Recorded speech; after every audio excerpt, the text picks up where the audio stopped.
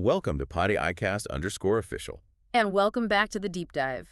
This is part 2 of our exploration into really the architecture of how we think, all based on the fantastic material you shared with us. That's right. And if you enjoyed part 1, where we really got into those mental shortcuts, the heuristics that guide our lives, then now is a great time to subscribe to part2_official. Absolutely. Because today, we're going even deeper. We are. Our mission for this part 2, is to pull out the most powerful insights, focusing on the systematic ways our fast-thinking system 1 gets it wrong, especially with things like probability and prediction. Right.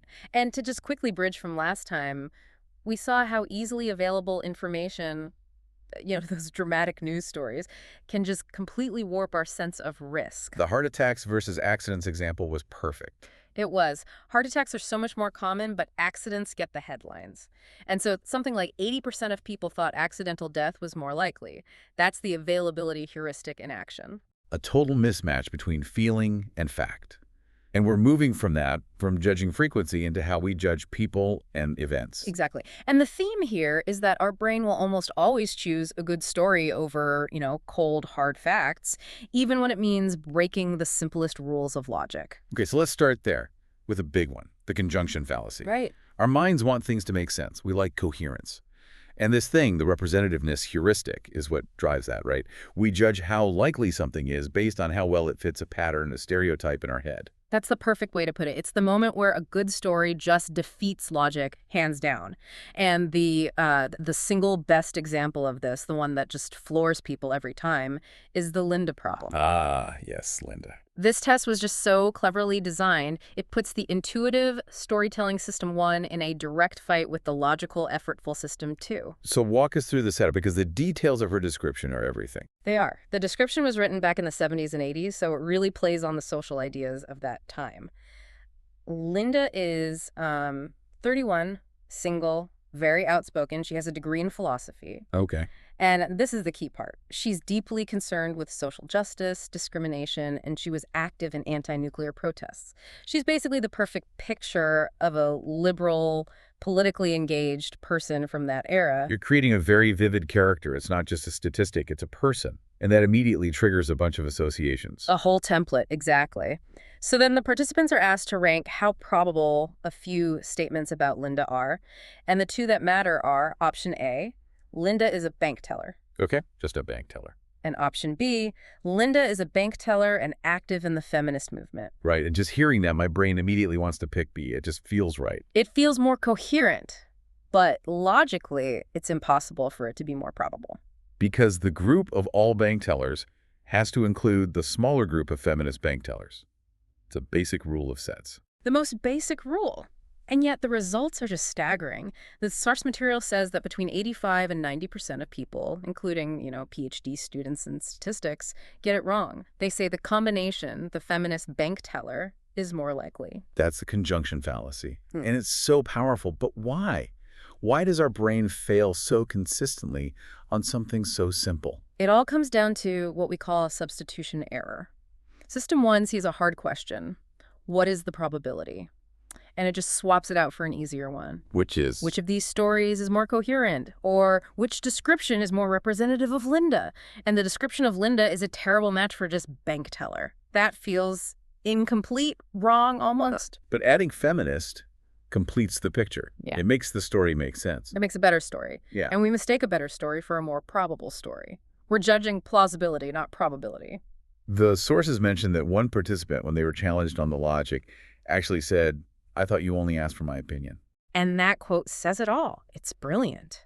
They weren't trying to do math. They were giving their gut feeling, their intuitive judgment, and their intuition picked the best story. So we fall for the vivid details every time. Every time. And this isn't just about Linda.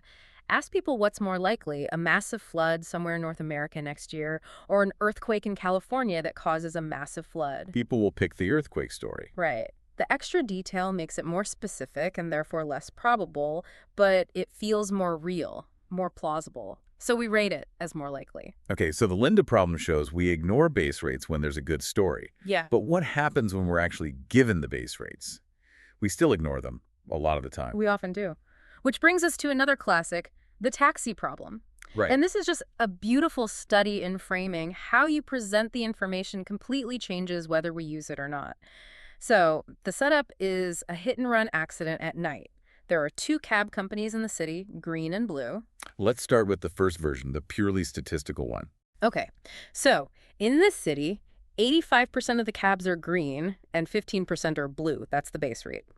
A witness says the cab in the accident was blue. Okay, but witnesses can be wrong. Right.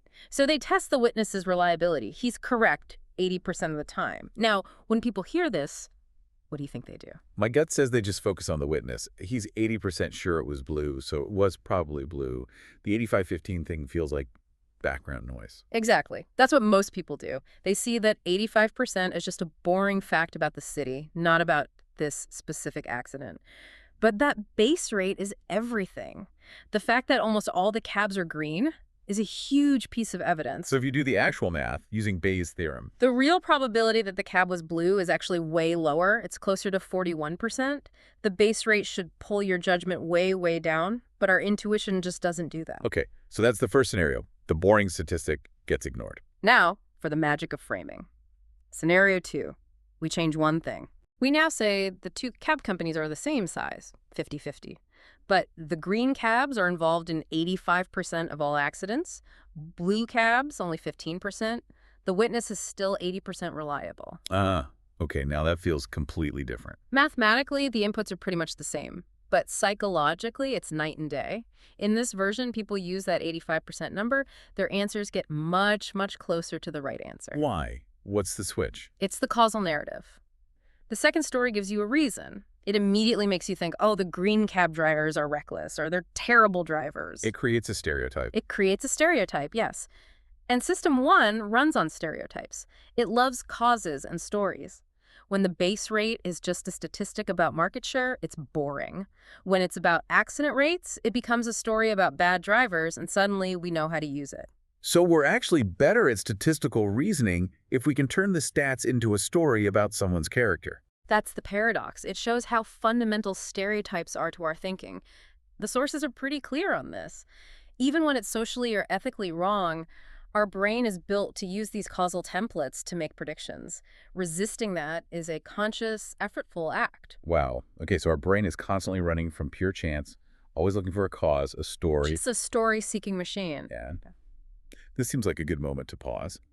If you're finding this deep dive into the real mechanics of your own mind valuable, we'd really appreciate it if you'd subscribe to PodAIcast_official. It helps us keep doing this. So we've established we prefer a good story. But this is the next big leap. What happens when the things we see have no cause at all, when it's just random fluctuation? This leads us to something that trips everyone up. Regression to the mean. It is one of the trickiest concepts to really internalize. It's this simple, unavoidable statistical fact. Any really extreme performance, good or bad, is likely to be followed by a performance that's closer to the average. Just because the extreme event probably had a big dose of luck involved. And luck, by its nature, doesn't stick around. Exactly. The source material uses this incredible story about Israeli Air Force flight instructors. It's the perfect example of our minds inventing a cause where there is none. Tell us the story. So an instructor is observing cadets, and he notices a pattern. When a cadet performs a maneuver perfectly, just an exceptional landing, and he praises the cadet the next time, that cadet almost always does worse. Okay. But when a cadet makes a really awful, sloppy landing and he yells at them, just tears into them, on the next try, they almost always do better. And his conclusion from this is? The immediate, intuitive System 1 conclusion: praise is bad. It makes them complacent. And harsh criticism works. It focuses their minds. He was completely convinced that punishment was a better teaching tool than reward. But he had it completely backwards. Completely. This super great landing. That was the cadet skill, plus a whole lot of good luck. The praise didn't cause the next performance to be worse. The luck just ran out. The performance regressed back to the cadet's average skill level. And the terrible landing was skill plus a ton of bad luck. Right.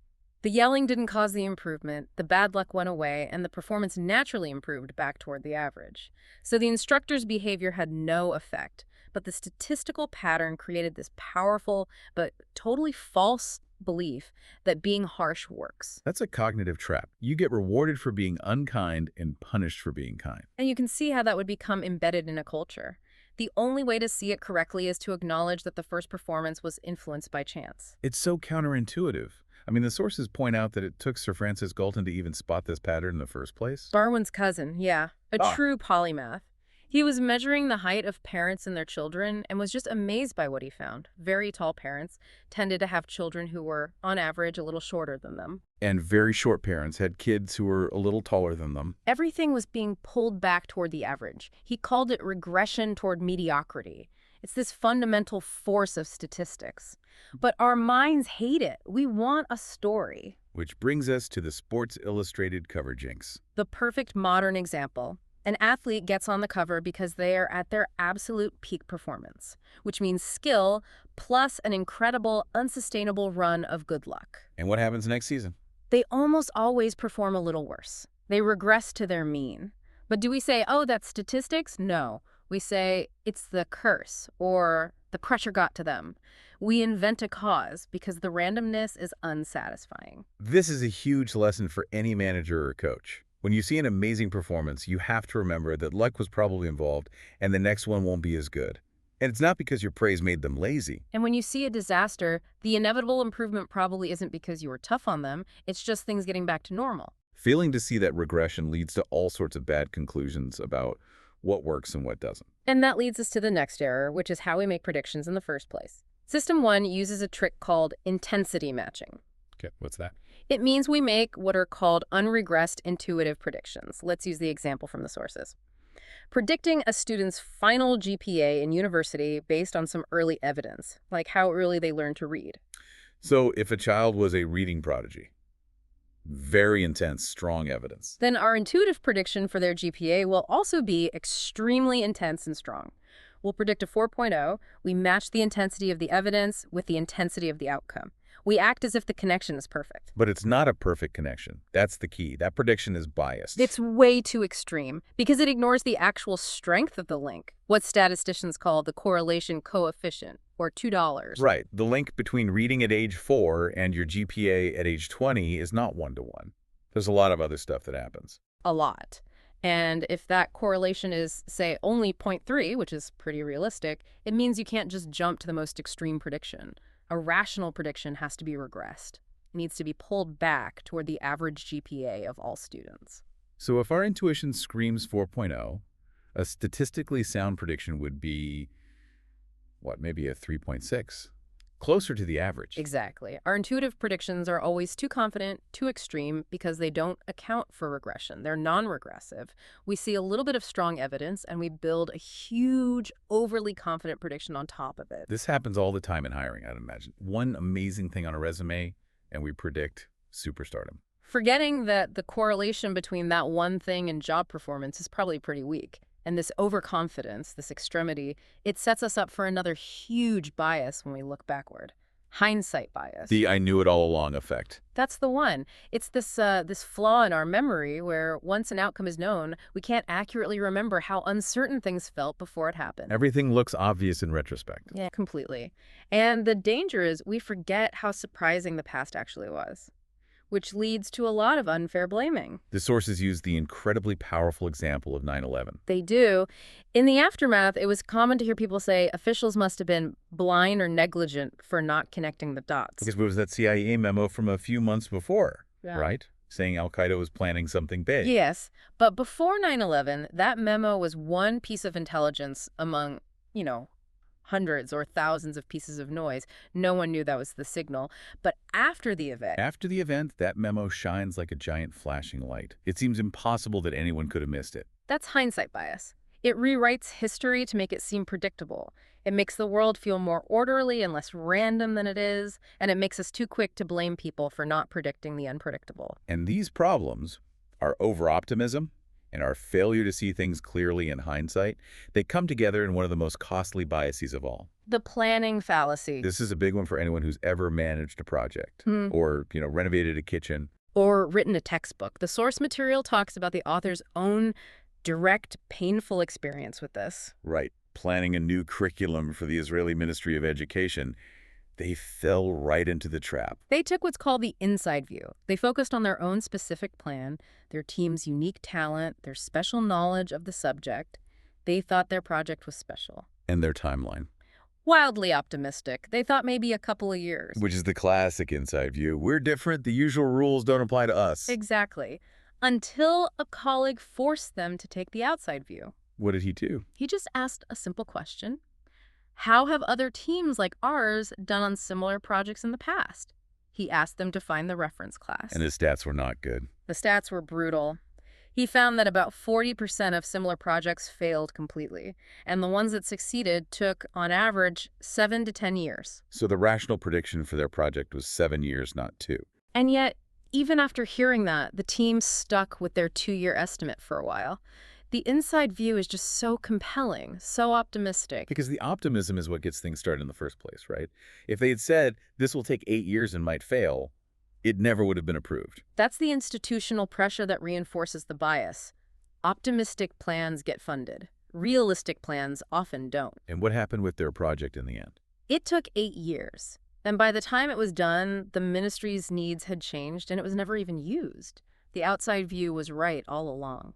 The examples are just staggering. The Scottish Parliament building, what was it, projected at £40 million? And the final cost was over £430 million, more than 10 times the estimate. And home renovations. The studies show people expect to spend about half of what it actually ends up costing. Because everyone thinks their project, their contractor, their plan is the special exception. They take the inside view and ignore the statistics of all the similar projects that came before.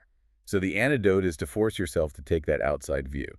It is. The sources lay out a clear 3-step process. 1, identify your reference class. What kind of thing is this, really? 2, get the statistics for that class. What are the average cost overruns? The average delays? And 3, the hardest part. Use that base rate as your starting point, and only adjust it if you have incredibly strong specific reasons to believe you're different from the average. And our team is really smart, doesn't count. It's a confrontation with statistical reality. Which is the only way to counter the powerful and very expensive lure of optimism. So to wrap up part 2 here, we've really seen how our brains just aren't built for statistics. We're built for story. We are. We seek out causes, we love coherence, and that leads to these huge errors like the conjunction fallacy or ignoring base rates or seeing cause and effect in pure random chance like with regression to the mean. And our natural way of predicting is just too extreme, too confident. It doesn't account for how messy and uncertain the world is. And that leads to these giant mistakes, like the planning fallacy. But the amazing thing is, once you understand these errors, you have the tools to fight back. You, as the learner, can now spot when your intuition is substituting a good story for good logic. You can force yourself to take the outside view. You can actively engage System 2 and make better decisions, which is the whole point of this. And if you found this discussion valuable, we have one more part coming. So please take a second to subscribe to PodAIcast_official so you don't miss it. That was the end of this part. Next time, in our final part of this deep dive, we're going to get into why simple algorithms so often beat human experts. We'll look at the illusion of skill in finance, and we'll unpack the core ideas of prospect theory, which explain our really strange and irrational relationship with risk. It's going to be a fantastic conclusion. Thank you for joining us. We'll see you in the next episode.